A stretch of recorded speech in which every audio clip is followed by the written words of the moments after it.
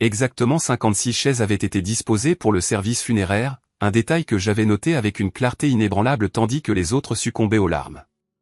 Karina, toujours méticuleuse, avait choisi des sièges aux bordures argentées, ostensiblement pour améliorer les photographies, mais seulement 55 étaient occupés.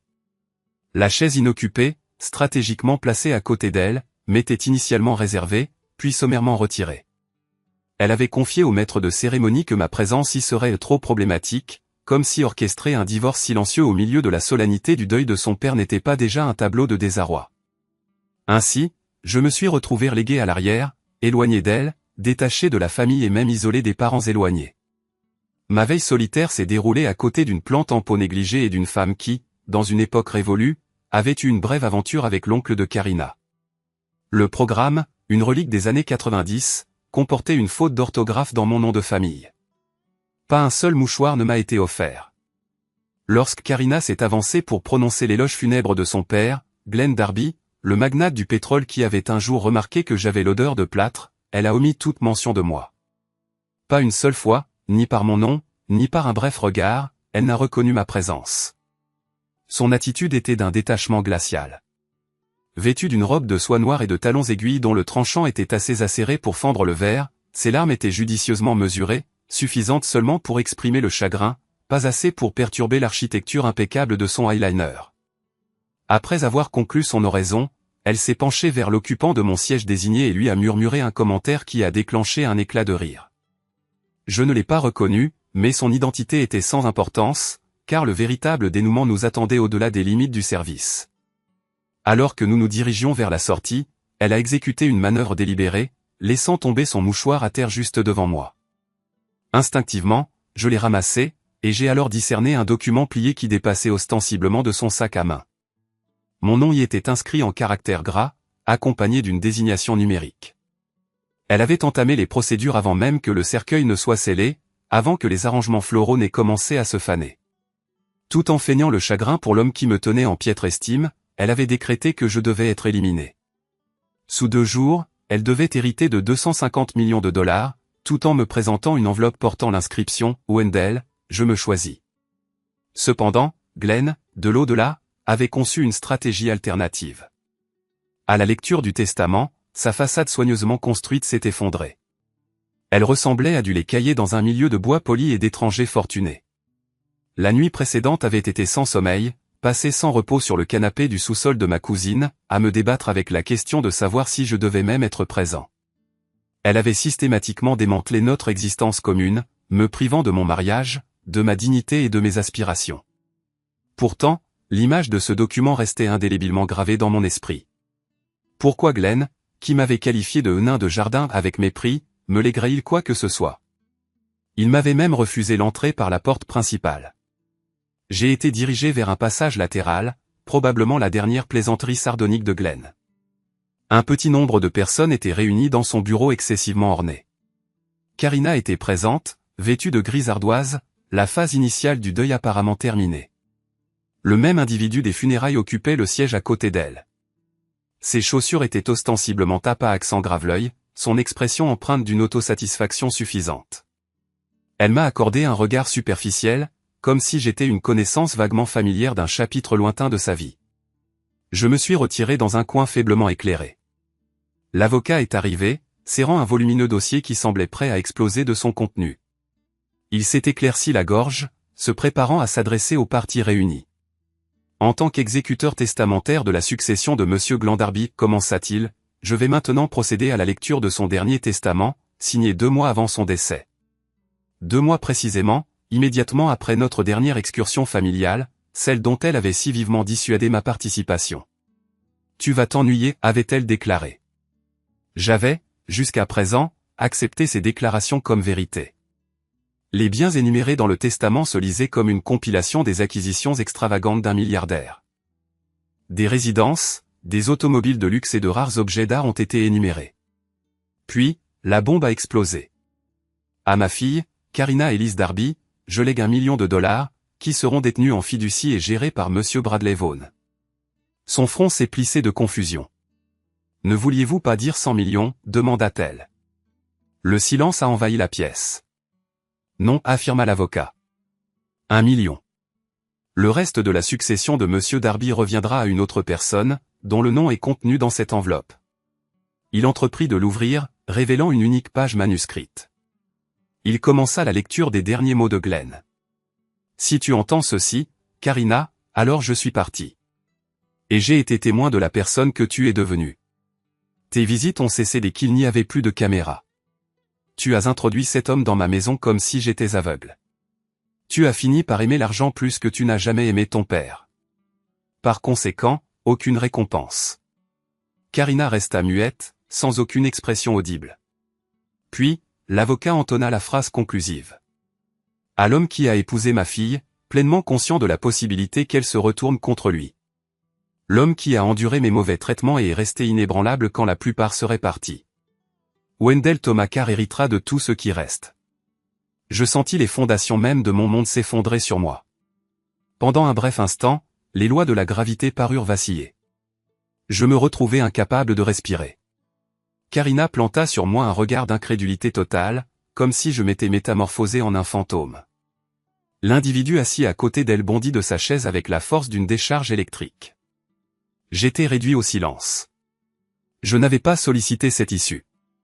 Je n'avais aucun désir d'une vaste fortune. J'aspirais à la vie que j'avais méticuleusement construite. Bordélique, banale, et partagée. Je rêvais de nos insignifiants mots croisés du dimanche et de notre félin gériatrique irascible. Mais rien de tout cela n'avait plus d'importance, car je me tenais désormais en tant que propriétaire d'un héritage évalué à 250 millions de dollars.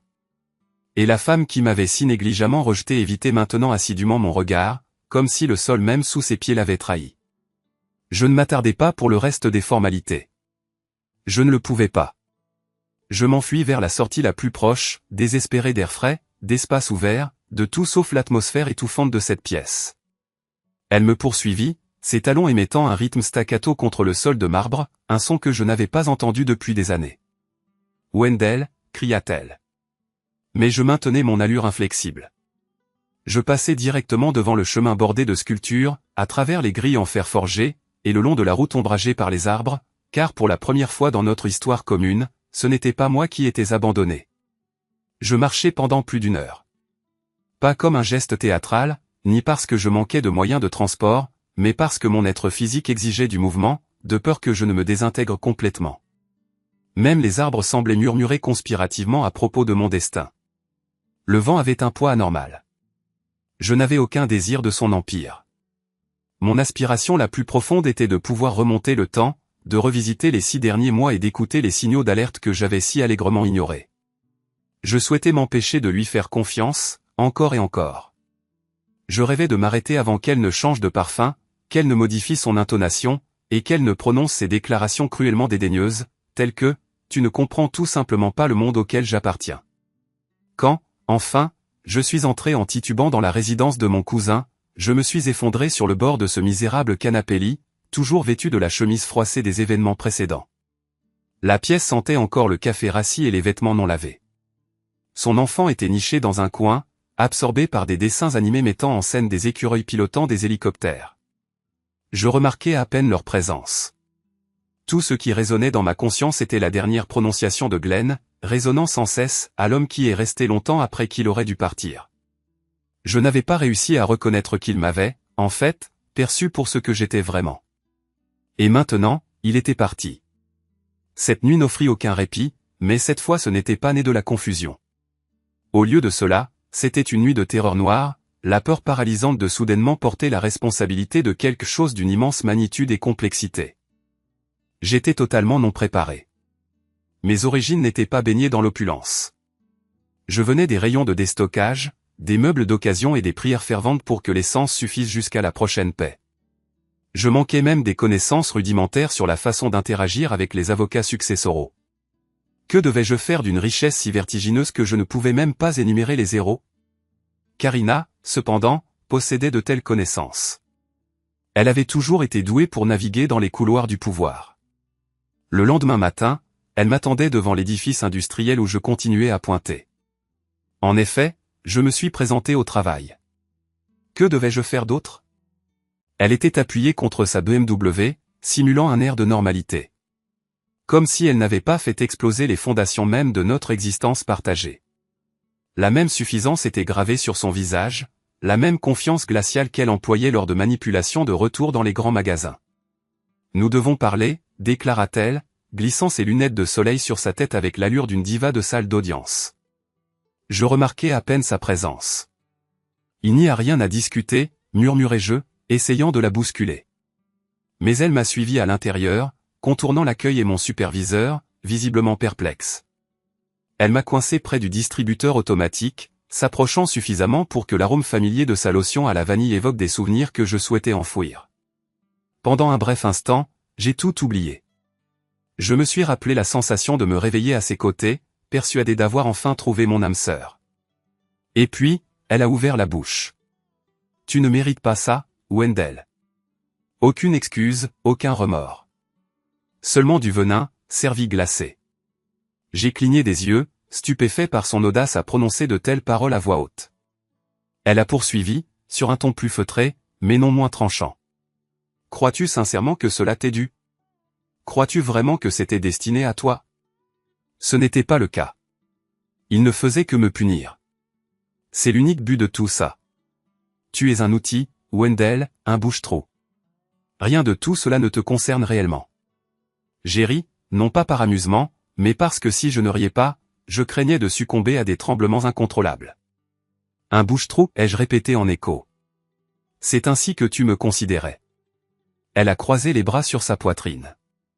Tu as été un faux pas, une phrase que j'ai laissée s'éterniser bien trop longtemps. Les mots ont laissé une cicatrice invisible que je ressens encore dans ma poitrine. Une erreur qui a persisté trop longtemps, avant que je puisse réagir, avant que je puisse formuler des mots capables de rivaliser avec une telle cruauté calculée. Elle a sorti un dossier volumineux de son sac de créateur. Le dossier était rempli de formulaires juridiques, de paragraphes surlignés et de post-it de couleur fluorescente, ressemblant à un jeu de crocs Lego. Voici une proposition révisée, a-t-elle déclaré calmement, concernant le partage des biens. Tu n'as pas besoin de tout.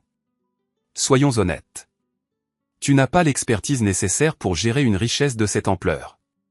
Tu vas inévitablement la dilapider. Évitons cette catastrophe. Est-ce une menace à peine voilée, ai-je demandé, ma voix trahissant un frisson que je n'avais pas souhaité. C'est une offre, a-t-elle rétorqué, un moyen pour toi de sortir gracieusement de cette situation avant que tu ne nous mettes tous les deux dans l'embarras.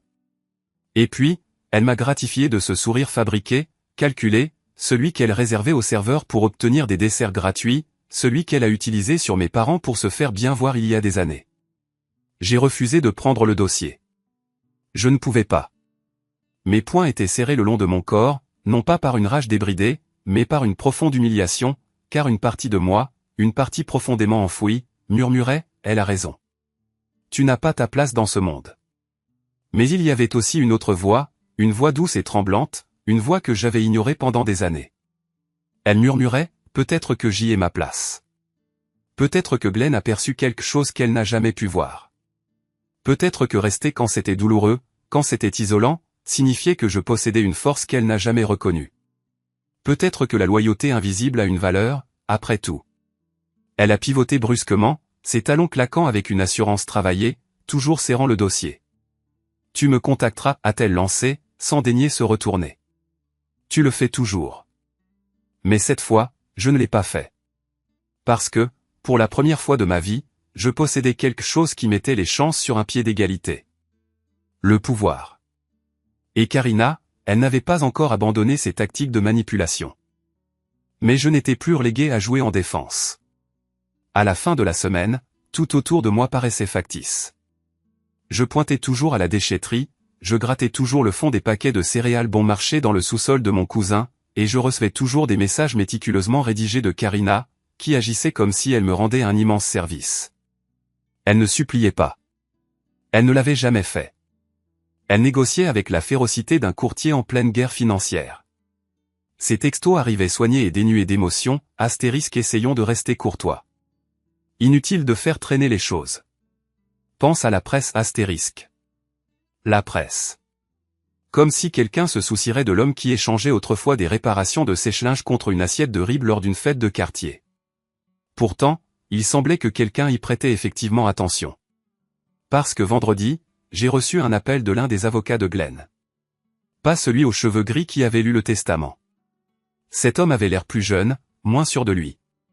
Il m'a demandé si je pouvais passer au bureau pour examiner des documents supplémentaires. J'ai demandé, quel genre de documents? Il a simplement déclaré, c'est lié à la structure de l'héritage. Vous voudrez les consulter. L'adresse était dans une tour élégante du centre-ville, le genre d'édifice en verre et en acier devant lequel je passais pendant mes pauses déjeuner, en supposant que je n'aurais jamais ma place à l'intérieur. Le personnel de l'accueil m'a ignoré. Je me suis assis sur un canapé plus cher que tout ce que je possédais, transpirant à travers ma chemise boutonnée et priant pour ne pas laisser de taches. Quand on m'a fait entrer dans une salle de réunion glaciale, quelqu'un m'a remis un dossier scellé, puis s'est discrètement excusé pour me laisser tranquille. Mon nom était tapé sur la couverture en gras. Je l'ouvris et parcourus rapidement le contenu, principalement du jargon juridique que je ne cherchais même pas à comprendre, jusqu'à atteindre la section intitulée « Addendum, conditions de l'héritage ». C'est alors que je découvris que Glenn n'était pas seulement mesquin, il était méticuleux. Son argent était assorti d'un plan détaillé. Près de 40% de la succession totale, soit des millions de dollars, était placé sous séquestre, un fonds bloqué à mon nom. Cependant, ce n'était pas automatique. Une clause stipulait que cette portion de l'héritage ne serait débloquée que si je restais légalement divorcé de Karina pendant 18 mois complets. Si jamais je me réconciliais avec elle, que ce soit officiellement ou officieusement, je renoncerais à la totalité de la somme. Et où irait-elle? À un refuge pour chiens abandonnés. Je relus le document à plusieurs reprises, 3 fois en tout, à chaque fois avec une incrédulité croissante. Glenn avait mis au point un piège financier qui me pénaliserait si jamais je la reprenais. Ce n'était pas seulement un testament. C'était un ultimatum venu d'outre-tombe, un test de loyauté déguisé en aubaine. Tout au fond, se trouvait une note numérisée, griffonnée de l'écriture indubitable de Glenn. Astérisque Wendell, si tu es tenté de retourner dans la cage, souviens-toi que tu n'as jamais été son animal de compagnie.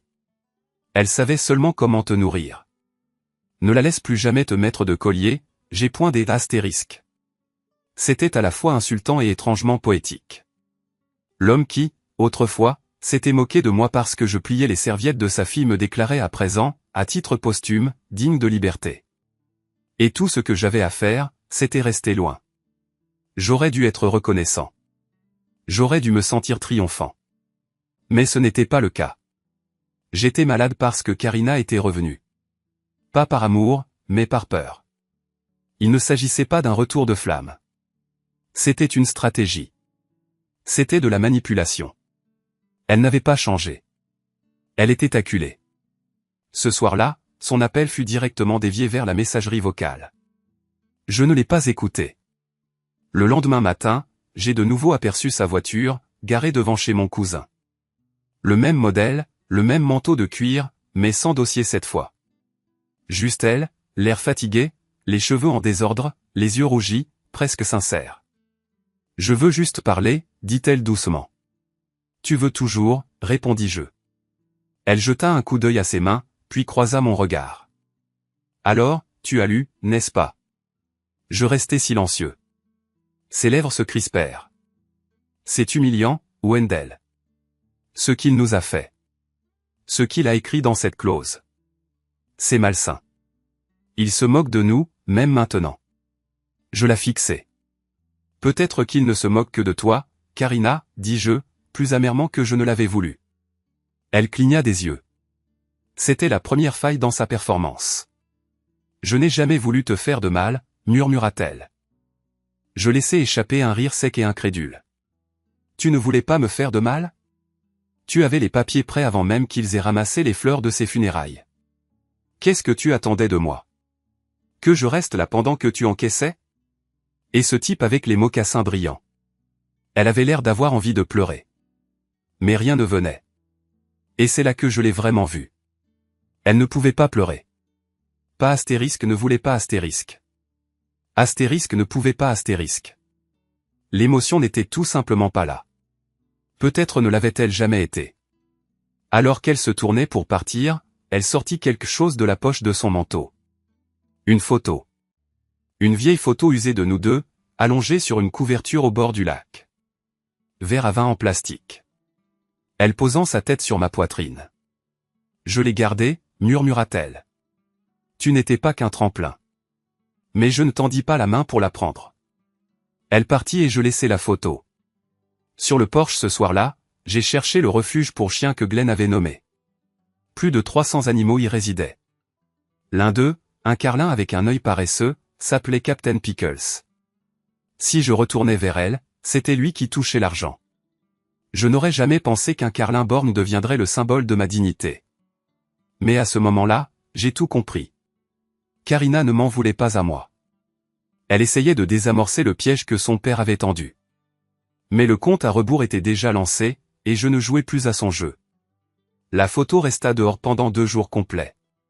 Une bruine arriva cette première nuit, assez pour estomper l'encre et gonfler le papier. J'ai supposé que l'enfant de mon cousin l'avait rentrée.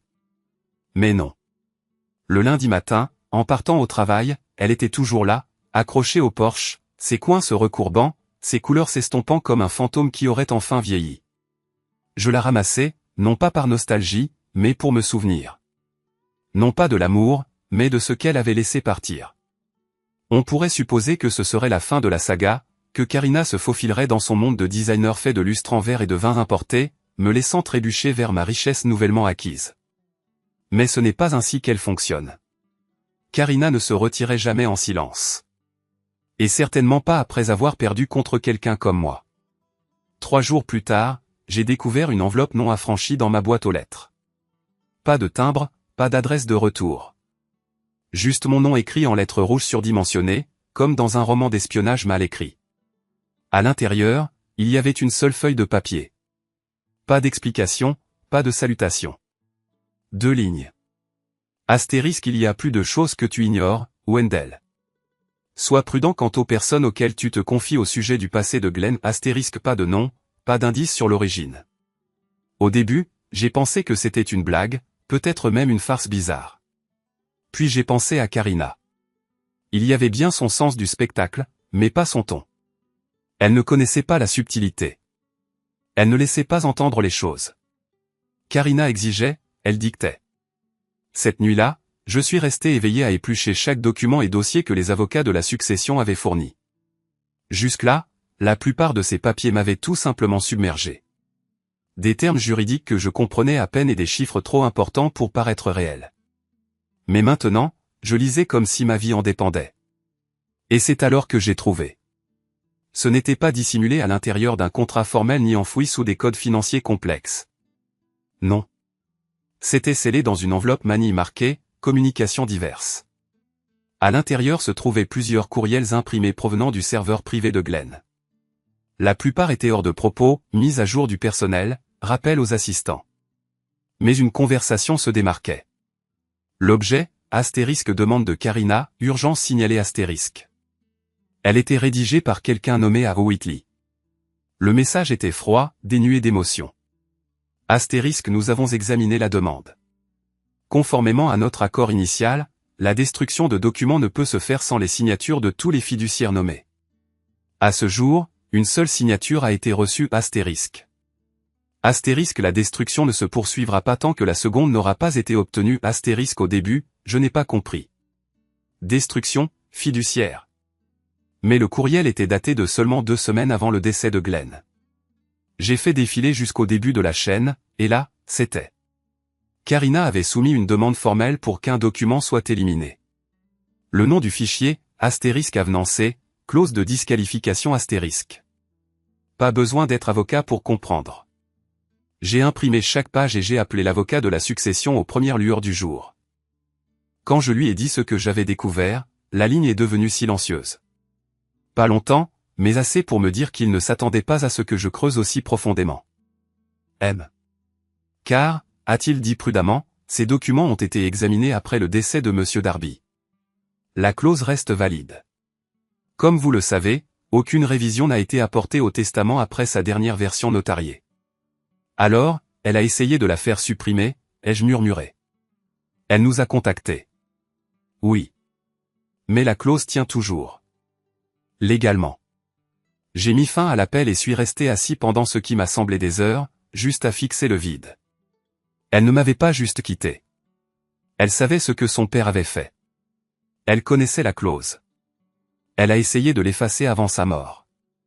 Cette photo qu'elle a apportée, la visite surprise à mon travail, la voix douce, les souvenirs forcés. Il ne s'agissait pas de réconciliation. Il s'agissait d'un nettoyage.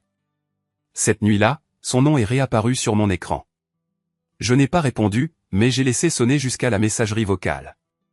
Son ton avait changé. Il était plus tendu, plus froid, contrôlé, mais à peine. Elle savait qu'elle perdait le contrôle. Wendell, écoute, tout ça a été horrible, mais tu sais aussi bien que moi que ce n'était pas à cause de toi. Il a fait ça pour me punir. Tu n'es qu'un remplaçant. J'ai passé ma vie sous ses règles. J'ai droit à une partie de ça. Tu ne veux pas vraiment me voir souffrir, n'est-ce pas? Je l'ai écouté 2 fois, puis je l'ai enregistré. Pas pour servir de preuve, juste pour me souvenir de qui elle était quand elle pensait que je n'écoutais pas. Mais ce que Karina n'avait pas compris, et ce que Glenn avait dû espérer que je finisse par comprendre, c'était que ce terrier de lapin allait encore plus loin. Au-delà des courriels, il y avait des registres, des clips vidéo, des journaux de surveillance, des fichiers d'accès archivés au domaine, et une entrée a attiré mon attention. Un fichier vidéo daté de 3 jours avant la mort de Glenn, intitulé « Bibliothèque, 10 juillet ». Je ne savais même pas qu'il y avait une bibliothèque sur la propriété. Karina m'avait toujours dit que cette partie de la maison était interdite. Archives familiales, disait-elle. Pas pour les invités. Il m'a fallu près d'une semaine pour y avoir accès, des douzaines d'appels téléphoniques, des vérifications d'identité et une autorisation juridique. Une partie de moi s'attendait à ce que quelqu'un me bloque à la porte, me dise qu'il y avait eu une erreur, que je n'avais pas ma place ici après tout. Mais non. Les gardes de sécurité ont hoché la tête cette fois-ci. Pas comme l'ex de Karina, pas comme le type qui réparait autrefois le chauffe-eau de la piscine. Maintenant, j'étais Monsieur Carr, l'héritier unique, et même les lions de marbre à l'entrée semblaient respecter cela. La bibliothèque était située dans l'aile ouest, au 2e étage, une section de la résidence dans laquelle je ne m'étais jamais aventuré auparavant. L'air y sentait la poussière et le potentiel. Dans un espace où on m'avait précédemment fait savoir que je n'avais pas ma place, je possédais désormais une clé, pas seulement métaphoriquement, mais au sens le plus littéral du terme. Un employé âgé du domaine, nommé Horace, ou du moins je le crois, m'a croisé dans le couloir. Il a dit très peu de mots, se contentant de me présenter une petite clé en laiton et de murmurer « Il voulait que vous découvriez ceci ». Les murs étaient ornés de livres qui étaient probablement restés fermés pendant des décennies. Dans un coin se trouvait un globe de cuir délavé, craquelé et écaillé par l'âge, et dissimulé derrière l'une des étagères en bois se trouvait un tiroir clandestin. Je ne l'aurais jamais trouvé sans l'aide d'Horace. Il s'est contenté de faire un signe de tête avant de partir, comme si sa tâche était terminée. C'est alors que j'ai compris que Glenn avait méticuleusement orchestré chaque moment de cette séquence élaborée. Chaque strate, chaque piège, chaque épreuve. Et Karina? Elle ignorait tout de ma présence dans cette même pièce où ses manigances allaient être mises à nu. Dans le tiroir dissimulé, une petite clé USB reposait confortablement dans un écrin tapissé de velours, portant l'inscription « Bibliothèque 710 », dernier enregistrement de la main précise et indubitable de Glenn. Elle ne pesait presque rien dans ma paume, et pourtant, elle semblait incarner toute la gravité de ce que j'avais été incapable de percevoir pendant des années. J'examinais son contenu seul, dans le bureau de la propriété, derrière des portes verrouillées et des rideaux tirés. Le fichier était concis, dépassant à peine les 5 minutes. Dépourvu de musique de fond ou de montage, il présentait des images brutes et non filtrées, capturées par une caméra de surveillance fixe placée au-dessus de la cheminée de la bibliothèque. La vidéo commençait avec Karina, qui ne pleurait pas, ne se lamentait pas, et n'était pas seule. Elle arpentait la pièce avec une énergie agressive, une main agrippant fermement son téléphone tandis que l'autre tailladait l'air, manifestant sa frustration. De l'autre côté de la pièce, Glenn restait assis à son bureau, immobile. Son regard n'exprimait aucune tristesse, seulement de la fatigue. Je me suis rapproché de l'écran. « Tu n'as pas le droit de faire ça », la voix de Karina jaillit des haut-parleurs. « Tu penses mourir sereinement, sachant que tu m'as ruiné. » Il ne répondit pas « Tu vas sérieusement tout donner au type qui a réparé ton évier ?» Toujours le silence. Elle se rua vers lui, hurlant presque. « Maintenant, il est pathétique, papa. Il n'a pas sa place dans notre monde. Il ne sait même pas comment nouer une cravate correctement. C'est humiliant. » Glenn s'agita enfin, se penchant légèrement en avant. « Tu as fait ton lit, déclara-t-il, sa voix égale et dénuée d'émotion. Tu es parti avant que je ne sois parti. Et alors, siffla TL. De toute façon, tu tenais à peine le coup. Il leva la main, un geste pour l'arrêter. Et pourtant, j'ai vécu assez longtemps pour modifier le testament. Son corps se figea. Sa façade méticuleusement contrôlée se fissura. Ses paroles suivantes furent prononcées délibérément, comme si elles avaient été répétées. Tu pensais pouvoir jouer sur les deux tableaux, rompre proprement, conserver ta liberté, maintenir ta richesse et te soustraire à tes responsabilités. Mais ce n'est pas ainsi que cela se termine. Tu as traité l'amour comme une simple monnaie d'échange. Mais Wendell, lui, n'a jamais rien demandé. Pas une seule fois. Il ne m'a jamais insulté, même lorsque je lui en ai donné toutes les raisons. Elle recula d'un pas, son visage illisible, un mélange chaotique de colère et d'incrédulité. Il ne s'agit pas d'attention, déclara-t-elle enfin. Il s'agit de vengeance. Non, rétorqua Glenn, froid comme la pierre. Il s'agit de préservation. Je protège ce que j'ai construit contre toi. Et puis, l'écran passa au noir. Je restai assis dans ce silence, observant mon reflet planer sur l'écran éteint, dépourvu de triomphe, dépourvu de tout sentiment de justice, seulement du vide. Parce qu'au fond de moi, une partie de moi, aussi irrationnelle soit-elle, espérait encore qu'elle avait tenu à moi, ne serait-ce qu'un peu. Mais l'entendre parler de moi comme si j'étais un objet jetable a tout clarifié. Elle ne m'a pas perdu, elle s'est débarrassée de moi. Et maintenant, le seul objet de son désir était la chose même qu'elle pensait lui revenir de droit. Ce que Karina n'a jamais compris, et ce que Glenn avait probablement anticipé que je découvrirais, c'est qu'elle n'avait pas seulement perdu un héritage, elle avait perdu son dernier défenseur. Car il y avait plus. Dissimulé derrière les fichiers, sous des couches d'actes de propriété, de documents financiers et de mémos, je déterrai une enveloppe scellée portant la mention au privé, à lire uniquement après le décès. À l'intérieur se trouvait un dernier message et un document médical. Ce que je tenais n'était pas simplement une ultime pique venant d'outre-tombe, c'était un avertissement. Je ne l'ouvris pas immédiatement. Mes mains tremblaient, non pas d'appréhension, mais du poids de ce que j'intuis déjà. Je n'ai jamais eu de patience pour le suspense. Je me spoile des films simplement pour contourner l'attention. Mais il ne s'agissait pas d'une fiction, et cela portait les initiales de Glenn. La note était manuscrite, rigoureusement formatée en lettres capitales. Ces lettres étaient acérées, mécaniques, comme s'il les avait gravées dans la page. Wendell, si tu lis ceci, je suis parti. Et tu as décidé de ne pas succomber une fois de plus à l'influence de Karina. Bien. Elle n'a jamais reconnu ta force, mais moi, si. Ceci n'est pas une confession, c'est une suspicion. Je ne crois pas que ma mort ait été entièrement naturelle. Je connais ma fille. Je sais ce qu'elle devient quand elle est désespérée. Cette phrase me stoppa net. Je ne possède pas de preuves, seulement un instinct. Avant la retraite familiale, ma santé était robuste. Tous mes médecins étaient d'accord. Mais quelque chose a changé après ce week-end. Oppression thoracique, vertige, faiblesse. Elle m'a apporté un thé spécial, affirmant qu'il me purifierait. J'ai vomi la première nuit et je n'en ai plus jamais bu. Je suis resté silencieux. Quel père accuse sa fille de l'avoir empoisonnée? Mais Wendell, si je ne suis pas parti paisiblement, promets-moi une chose. Ne la laisse pas s'en tirer à bon compte. Je posai le papier et contemplai le grain de bois poli en dessous. Ce n'était pas un témoignage légal. Ce n'était même pas une accusation, c'était la pensée finale d'un homme qui avait dédié sa vie entière à l'étude des motifs. Je voulais la rejeter, affirmer que Glenn avait imaginé tout ça, que le deuil l'avait rendu paranoïaque. Mais je ne pouvais pas après avoir vu cet enregistrement, pas après avoir entendu son venin. Pas après avoir été témoin de la façon dont elle désirait désespérément l'élimination de cette clause. Et puis, ça a fait tilt. Horace m'avait montré les journaux du serveur pendant la visite, les mentionnant à peine. Chaque entrée enregistrait qui avait accédé à quelle pièce. Et quand je me suis précipité dans le hall d'entrée et que j'ai localisé Horace, j'ai demandé à consulter à nouveau les registres. Il s'est arrêté, les yeux plissés. Puis je lui ai présenté la lettre de Glenn. Il n'a posé aucune question, il n'a pas hésité. Il a simplement offert un lance-signe de tête et m'a conduit directement au terminal. Car à présent, le jeu avait subi une transformation. Glenn avait légué plus qu'un testament. Il avait laissé une piste, et je la suivais enfin. Nous avons accédé au journal de surveillance pour le week-end de la retraite. Glenn avait méticuleusement noté les déplacements de Karina, 6 visites à la cuisine, 2 à la chambre d'amis, 1 à la bibliothèque et 7 fois dans sa suite privée, le tout se produisant entre minuit et 4 heures du matin. Cette entrée, cette fois où elle a franchi cette porte.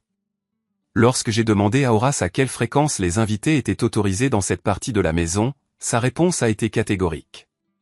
Jamais, uniquement sur invitation directe. Et c'est tout ce que j'avais besoin d'entendre.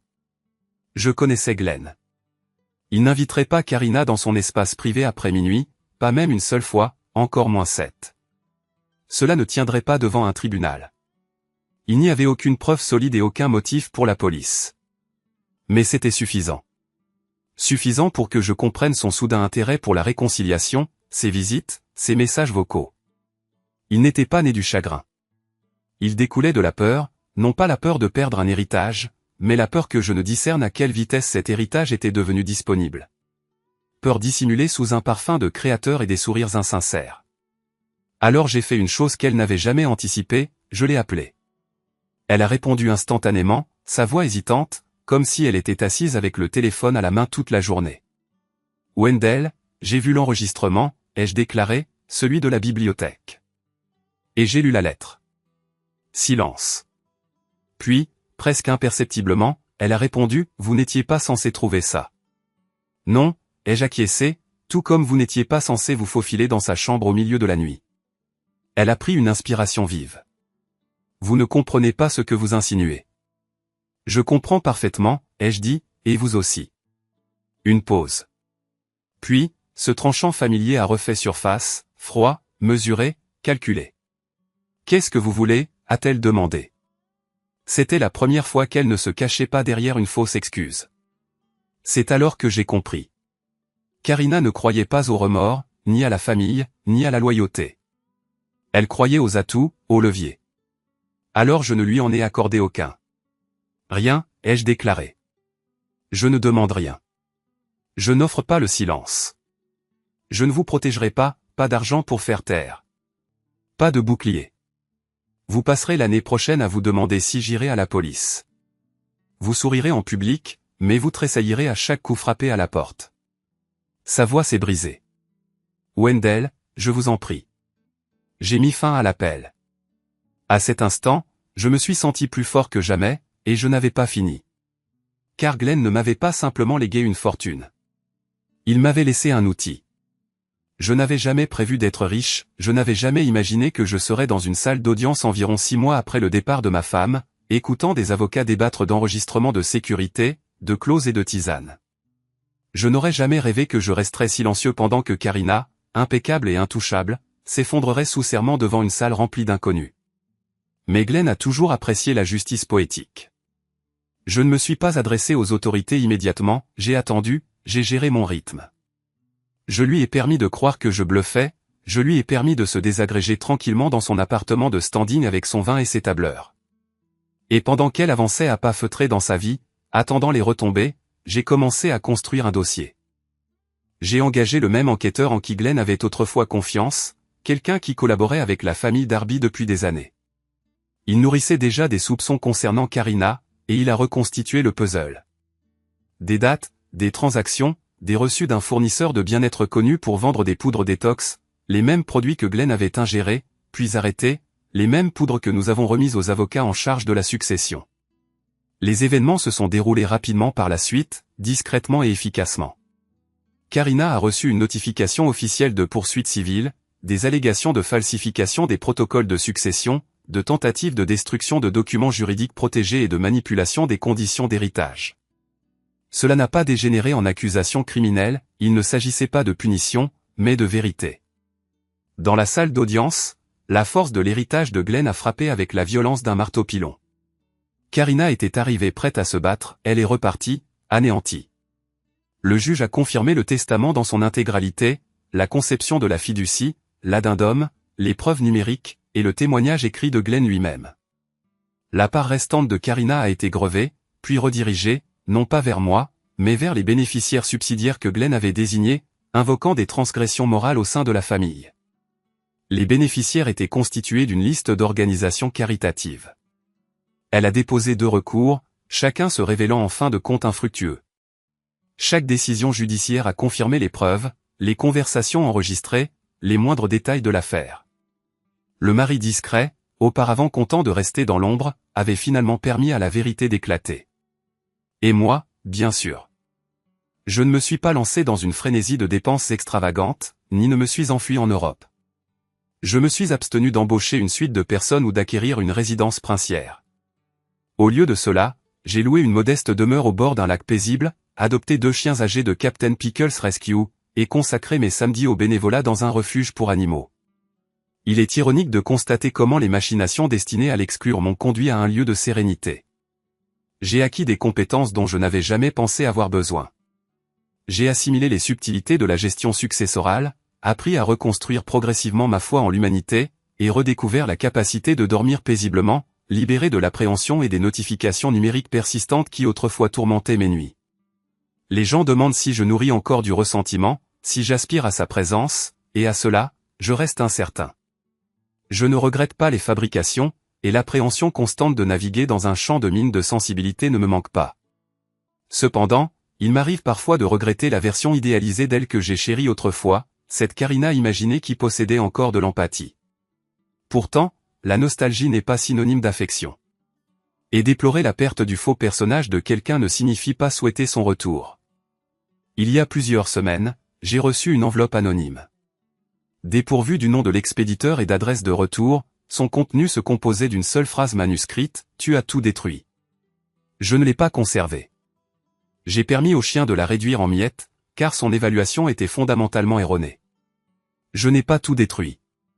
J'ai sauvé les vestiges de mon propre être, et cela s'est avéré d'une valeur supérieure à chaque dollar que Glenn ait jamais légué.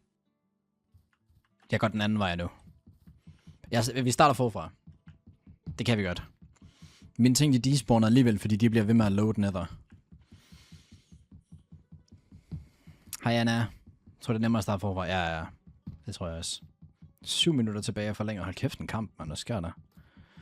Gutters, hvis vi opfylder subgoalet på 500 subs, det vil sige, at vi mangler 12 subs, så bestiller jeg sgu Mac en iskaffe og laver en 12 timers.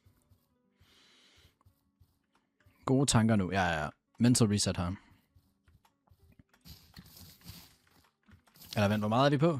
Nej, vi har kun... Fuck, det er 6 timer mere. Det kan jeg ikke. Jeg tager det tilbage.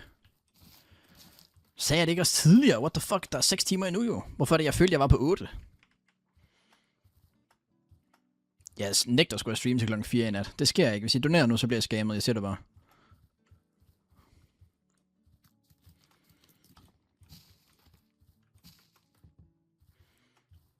Var lige ved Kappa. Lol. Okay, jeg skal bruge en båd eller en village her.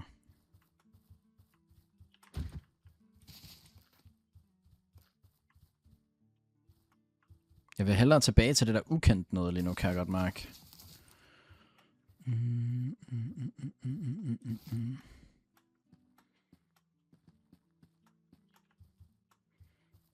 Du sagde endda 100 kroner, der er 12 timer. Ja, er vi ikke enige om det? What? Hvorfor var der ikke nogen, der fangede den? 100 kroner for 7 timers gratis content. Det er sgu free. Ej, hvor er det lort. Fordi ingen har 100 kroner. Ja, god lyd.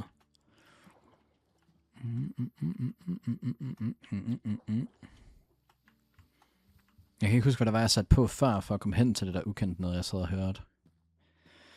Det er lidt lort. Ej, please. Lad lige være med de der mobs nu, det gider jeg ikke.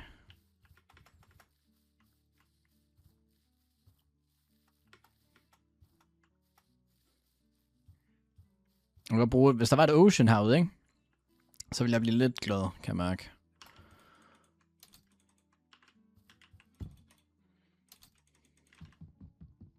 Det må du ikke skippe, nej. Jeg skal sove om en time, så jeg har ikke tid.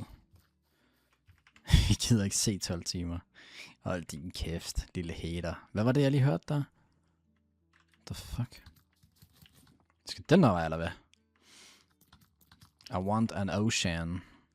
Der ligner sgu ikke, der er et ocean den vej.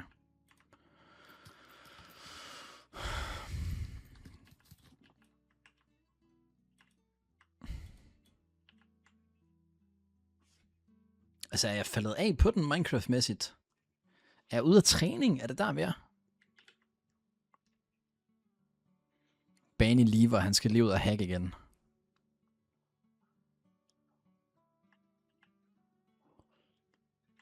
Blev den annulleret, Christine? Her er sikkert der, jeg var Brøndby-fan på. Du har ikke spillet MC i lang tid. Nej. Altså, jeg har jo spillet den der nether-ting. Jeg føler bare... Altså, jeg ved ikke om... Jeg har hostile mobs slået off. Jeg guess det er derfor, så. Jeg tror, han whitelister nye bitches, mener du det? Det er sygt nok. Bitches er insane, by the way. Okay, vi har en lavapøl her. Den noterer jeg lige, og så prøver vi at sejle videre og se, om der er et ocean, okay? Husk på, at ASD er lava. Det skulle lige gå hurtigt, så jeg ikke døde til den der zombie. Fikser lige drop rate på fire rods. 100%. Hey, selvom de andre tøser han er skide søde, kan de godt være lidt skrabe fra tid til anden. Hvis du nogensinde har brug for en til at lytte til dig, så kan du altid skrive til mig, jeg er her for dig. Jeg tror, jeg skal kaste op. LSD er lava. Nej, ASD. Ja. Okay. Der er en chest i nærheden, men der er også en mob spawner. Jeg ved ikke, hvordan fanden det var, han kiggede efter det. Hvordan kigger speedrunners efter det? Hvad er det, de kigger efter? Er det frame? Nej. Tick. Entities? Nej. Jeg ved det ikke. Hallo? We got a little portal miss her. Hej, Oscar. Jeg er lige i gang med at vise dig, hvordan man gennemfører spillet. Det er ikke på hardcore, fordi det er en SMP, men du kan godt tage noter alligevel, hvis der er. Det er fint nok, det må du gerne. 3 jern, max win. Det var ikke det, jeg håbede på, vil jeg